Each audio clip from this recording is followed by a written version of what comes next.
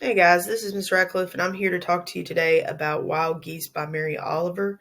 In the beginning of this project, I'm really hands off, and I want you to come up with as many poetic concepts as you can on your own. And then when you get further into this project, no matter if you are at your presentation stage or at your stage where you're writing your paper, I want you to watch this video so I can help you dig deeper into what it is that you're discussing, the actual poem that you've chosen. So watch this entire video is what I'm saying. And if you use the concepts if you go in depth and talk about the things that I'm about to discuss, I'm going to notice that and I'm going to give you a higher score on your paper because I'll know that you watched this and you took it seriously. All right, first off, I want to read the poem. It says, "You do not have to be good. You do not have to walk on your knees for hundreds of miles through the desert repenting. You only have to let the soft animal of your body love what it loves. Tell me about despair, yours, and I will tell you mine. Meanwhile, the world goes on. Meanwhile, the sun and the clear pebbles of rain are moving across the landscape, over the prairies and deep trees, the mountains and rivers. Meanwhile, the wild geese, high in the clear blue air, are heading home again.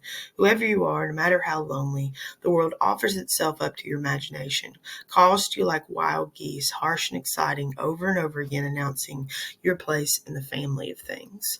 So one thing that you'll see first is that I have already started to make some marks on this. And the very first things I look for when I'm annotating poetry is what are these similarities that I'm seeing in each line. And I'm going to number our lines so we can talk about this fully. But the very first thing that I've said over here is that Mary Oliver starts her poem with this you. So she says to these people like you. And what that does is it immediately connects her to her reader, saying, I see you. I'm talking directly to you. Listen up. So she creates a personal experience by bringing in that reader immediately. I don't see any rhyme scheme here, but what I do see is a intentional use of punctuation. She has periods, she has commas, and she has one hyphen. And for her, she's using the hyphen kind of like she would use an M dash, or an M dash, which is to like show a pause or a break. For her, she does that with this hyphen. And I want to say you could look up poetic devices, and it'll bring up all the things that I'm going to discuss today, or a lot of the things I'm going to discuss today. So she says, you do not. And one of the things that I could say with this is that this is anaphora. A lot of times we see anaphora in the beginning of the sentence, and I have a dream, I have a dream, I have a dream. But sometimes it's listed like this, it's just a repetition in the very beginning. It may not be the very first word, but it's still a repetition. And what she's saying with this anaphora here, repetition to gain the audience's attention is what I would put. She says, you don't have to be good.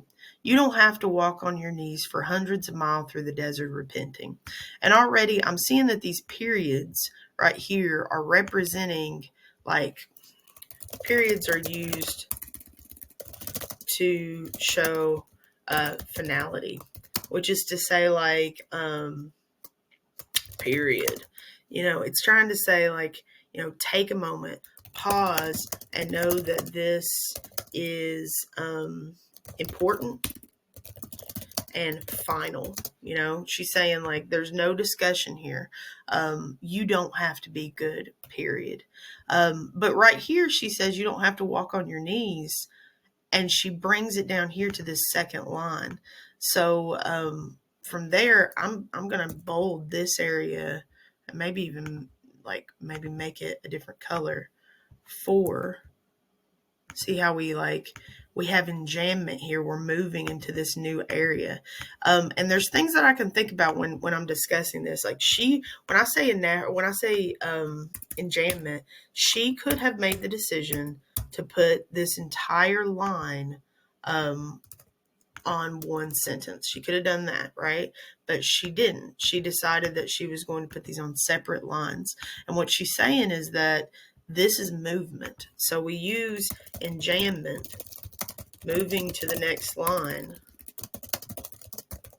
to show movement in the poem. What's she talking about? She says, you don't have to walk on your knees moving for hundreds of miles through the desert repenting. That is to show the literal imagery of moving through a desert, repenting, right? And a lot of this is going to be hyperbole, but hundreds of miles through the desert repenting. This is a metaphor. She's not saying like you don't actually have to move through this desert repenting. She's doing two things here. She's got a metaphor here, and she's got hyperbole. She's saying, in metaphor, we're saying like it means something else. Hyperbole is saying that this is an exaggeration, right?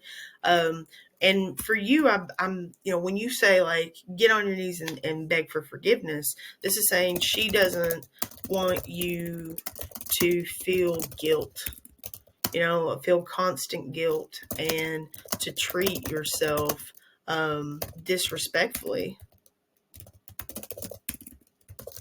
Right? She's saying you don't have to, ask for forgiveness. No need to ask for forgiveness. Sometimes when we are experiencing emotional turmoil, we're like, I have to put on a facade. I have to put on a face for everybody else. And she's saying that's not what you have to do. You don't have to be good. You don't have to be happy all the time. You don't have to walk on your knees for hundreds of miles repenting because you are not enough. You only have to let the soft animal of your body love what it loves. Now, the very first thing I'm seeing here is the fact that she has bolded, or she's put love what it loves on its own line. So here again, we have another movement of enjambment. So we have another area of enjambment here where she's moving to that second line. And another thing I want to say is she has alliteration. Love what it loves is alliteration used to show the importance of this gaining attention. We always use it, alliteration can be used for a lot of different things, but I usually say it's saying this is important. Pay attention here. Another thing alliteration does is it brings in this musical aspect to a poem.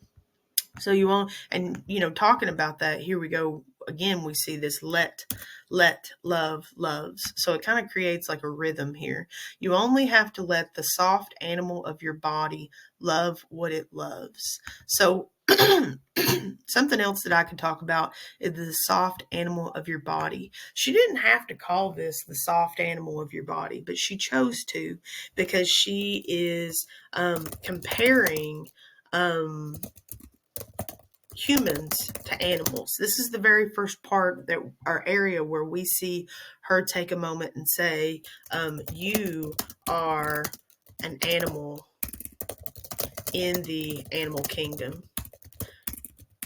And as we keep going, we realize that this is her theme. Later on, she'll say to us, like, you are a part of, just like all these other things, you're a part of this animal kingdom, regardless of taxes, regardless of all the things we worry about as humans. So you only have to let the soft animal of your body. And we can talk about the use of soft represents the fact that we don't have to be perfect. I'm sorry. Animals, they don't worry about the things that we worry about. They don't worry about perfection. There's a softness to nature, and just literally being who you are that is beautiful. And she's saying, you just have to be you, and love whatever it is that you love, and maybe even so, like, find joy in life. Animals are not worried about the same things we're worried about. They're enjoying existing. And she's saying, this is the only thing you have to do. So in this moment, she begins to tell us, some people may say there may be multiple shifts in tone in a poem, but she begins to tell us this could be considered our first shift in tone, because she's saying that this is the main point of her argument, right? So love what it loves. And the reason that she may, one of the things I want you to get into, like, why would she put this on its own? Love what it loves. We're using alliteration here, but why wouldn't she just put love what it loves up here? Why'd she use enjambment to say this? The enjambment we see here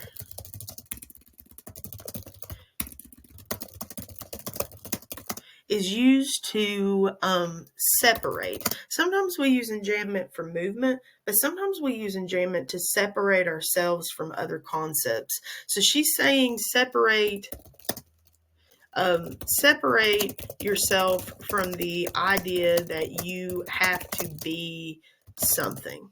The reason I bring this poem to you is because you guys are constantly dealing with this idea of, like, what are you going to be? What are you going to do? How are you going to make money? And it's really stressful. And she's saying, no matter who you are, separate yourself from this idea of you've got to be something specific. You've got to make all this paper. Instead, love what you love. Loving, she has this stand alone, because this is the only thing we have to do as humans. Like, that's the true meaning of life, is to love what one loves. That's it. And we see that she puts a period there to show that finality. She's saying, this is it. This is all you have to do. Okay, and so far we have no commas. She's just telling us through the use of the periods. Tell me about despair, yours, and I will tell you mine.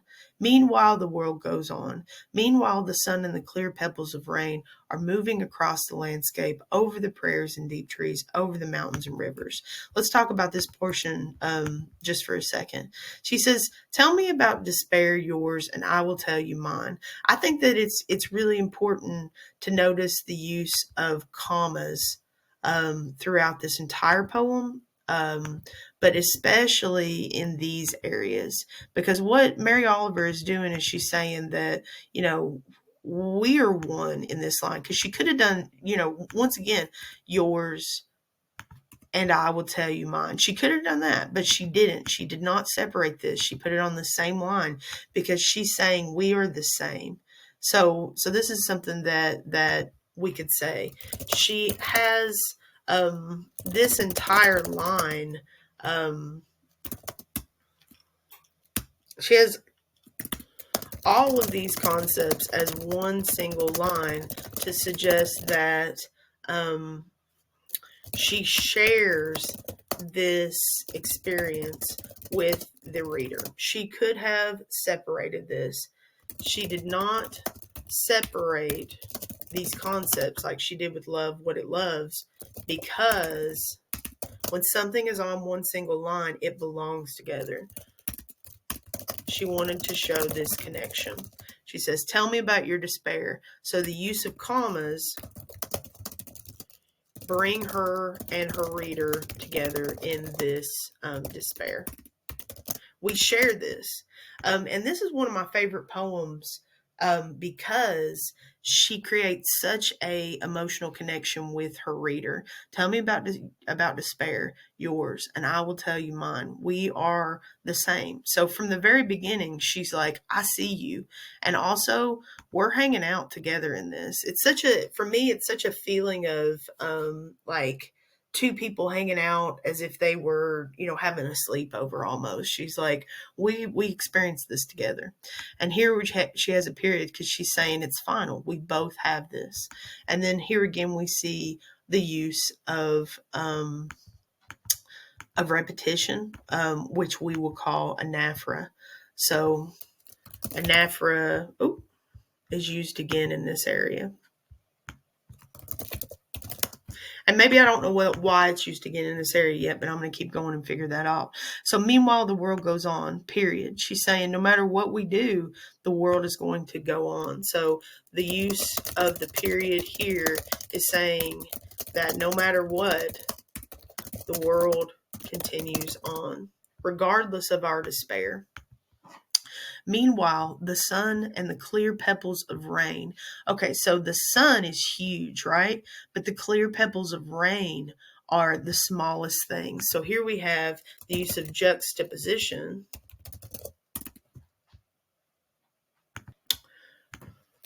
to show two concepts, two different concepts, the similarities between two different concepts. So the sun is huge, the rain is small, but she's saying both experience the same movement, right? So meanwhile, the sun and the clear pebbles of rain. Another thing I could bring up is she could have said the sun and the clear pebbles of rain. But once again, she puts these on the same line to say, just like we are together here. Here's another comparison you could bring up. We are compared here together, right? Well, also, these things are the same as well. And what has she brought up already to us is that we are animals. We are part of this kingdom. So again, we have a moment where we're saying we're the same, and these big concepts that feel different, just like we feel different, are the same as well. So meanwhile, the sun and the clear pebbles of rain are moving across the landscape. Here we go again with our movement, right? So rain or moving. So enjambment again to show that movement.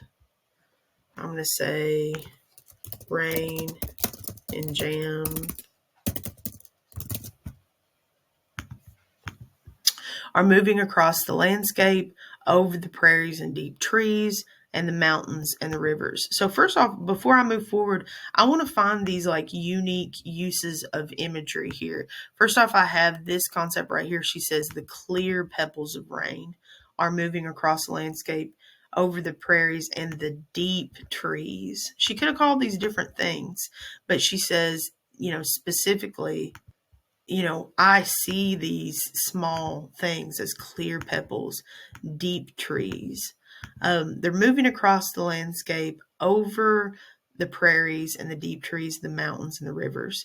So another thing that you could do is get deeper into the use of sound. So here we have this O across the landscapes, over the prairies and the deep trees, the mountains and the rivers. So when we talk about this, what we're discussing is the concept of assonance. And assonance is when I'm using vowel sounds to make a point. And a lot of times we use vowel sounds like this. We use assonance to show a similarity, or to make something feel like a song. So assonance here is used to show the similarities between these concepts and make this feel more like a song, which flows, right? And another thing I want to say, I see that she goes back and forth between small and big things. Small, clear pebbles of rain. The sun is huge. Across the landscapes, that's big. Big. Deep trees, big. The mountains, big. So all of these things, she's going back and forth and saying like the small things and the big things, they're all the same, right? Here we have again, meanwhile. Meanwhile, the wild geese high in the clear blue air are heading home again. Well, first off, I want to say, we've got this idea of this imagery that's specific, the clear pebbles, the deep rain, the wild geese. She's bringing these things up to say that like we and ourselves are wild as well, high in the clear blue air. So here again, clear is highlighted. I have alliteration here as well. So the high heading home again. Whoever you are, no matter how lonely, the world offers itself to your imagination, calls to you like wild geese, harsh and exciting, over and over again, announcing your place in the family of things. So me, I believe that the volta occurs right here. Now you can argue to me that the volta is in different areas. Once again, like we said, shifts in tone occur in multiple places. But this is my main shift in tone. She's telling me the answer to this poem, the question that this poem brings up, is that just like the wild geese, we are wild at heart, and we must head home again to nature to understand ourselves and the point of existence. Like, don't get, the theme is don't get wrapped up in the everyday worries, because in the end, you're a part of something, not just like, sometimes our depression will hold us back, or sometimes our sadness will hold us back. And she's saying, no matter what, like, don't worry about the small stuff, because it doesn't matter. Like, we get too deep into our social constructs. So meanwhile, just like the wild geese are heading home in the clear blue air, this idea of clear and clean and all of these things, it could suggest that nature itself is separate from our worries again. So that kind of reiterates that idea. Whoever you are, no matter how lonely, I think it's really important to bring this up. And another thing that I'm seeing before we even move forward with this is the constant use of O's. And I'm not going to highlight all the O's, but I mean, as we get deeper into this, I mean, there is a ton of O's. And like, if we really wanted to make a deep connection, like kind of a really far connection here, the use of O's for her. What is an O but a circle, right? She's saying we're all connected through the use of her O sounds. She, using this, which is assonance. She's telling us, like, you're not alone. Almost like an infinity symbol, we're all together here. So whoever you are, no matter how lonely, and we could highlight all those, but I'm not going to, the world offers itself up to your imagination. Something I'm seeing here are these commas. Like, it's saying take a pause, but once again, in the same similar way that she's using enjambment, she's using this to say, like, we're connected, right?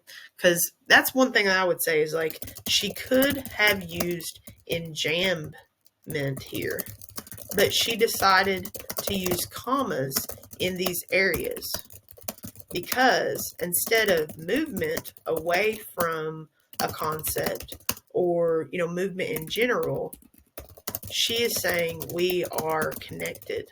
So she uses commas to connect herself and her reader to nature. Okay?